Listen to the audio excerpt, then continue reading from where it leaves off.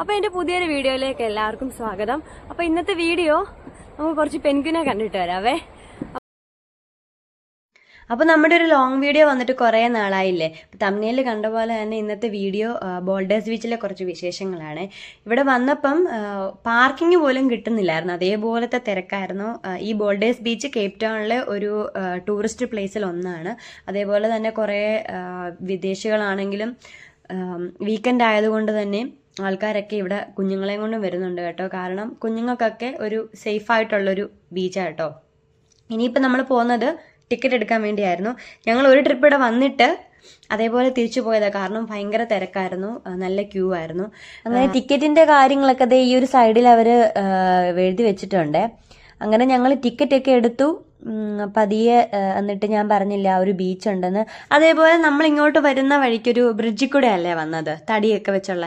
അപ്പോൾ അതിൻ്റെ സൈഡിലൊക്കെ പെൻഗ്വിൻസിനെ കാണാമേ. പക്ഷെ അത് വീഡിയോയ്ക്കകത്ത് അത്ര ക്ലിയർ അല്ല, അതാ ഞാൻ അന്നേരം എടുത്തില്ല.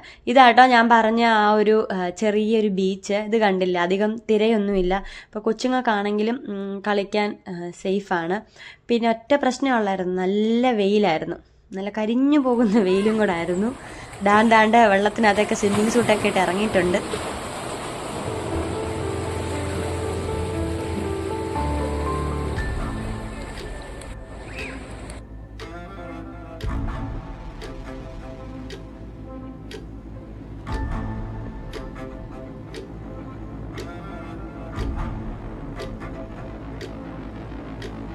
ഇനി നമുക്ക് പെൻഗ്വിനെ കാണാൻ പോകാവേ. സത്യം പറഞ്ഞാൽ ഇങ്ങോട്ട് ഡാനെ കൊണ്ടുവരണ്ടായിരുന്നു എന്ന് എനിക്ക് തോന്നി.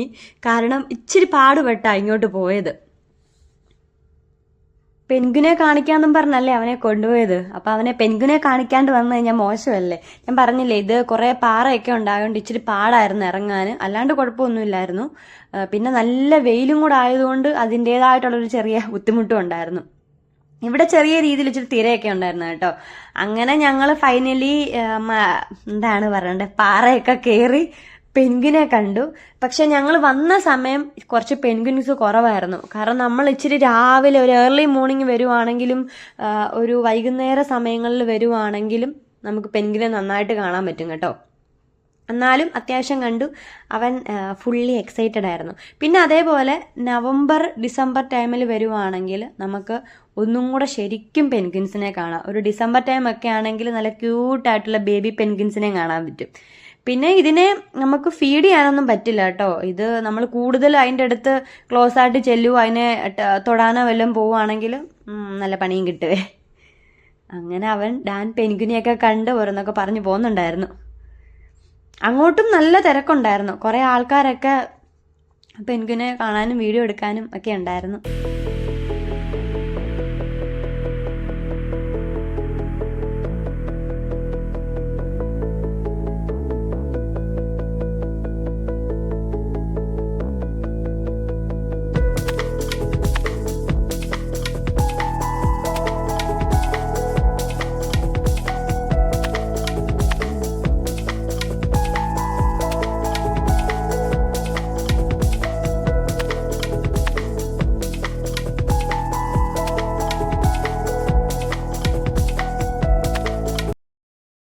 അങ്ങനെ പെൻഗ്വിന് ടാറ്റ ബൈ ബൈ ഒക്കെ പറഞ്ഞ് അവിടെ നിന്ന് ഞങ്ങൾ ഇറങ്ങി. കാരണം ഇനി നിൽക്കാൻ പറ്റില്ല, അതേപോലെ ചൂട് കൂടുമായിരുന്നു. ഏകദേശം ഒരു ഉച്ച സമയമൊക്കെ ആയിട്ടുണ്ടായിരുന്നു. അപ്പോൾ ആ ചൂടിൽ നിന്നൊരു ആശ്വാസം ആവാൻ വേണ്ടി ഐസ്ക്രീം വാങ്ങാൻ വേണ്ടി കയറിയതാണേ. അപ്പോൾ നമ്മുടെ ഇന്നത്തെ ആഫ്രിക്കൻ പെൻഗ്വിൻസിൻ്റെ വിശേഷങ്ങൾ അത്രയേ ഉള്ളൂ കേട്ടോ. അപ്പോൾ ഞാൻ ഈ ഒരു വീഡിയോ ഇനിയും നീട്ടിക്കൊണ്ട് പോയി ബോറടിപ്പിക്കുന്നില്ല. അപ്പോൾ നിങ്ങൾക്ക് ഇഷ്ടപ്പെട്ടിട്ടുണ്ടെങ്കിൽ ഫീഡ്ബാക്ക് അറിയിക്കണേ. Thanks for watching.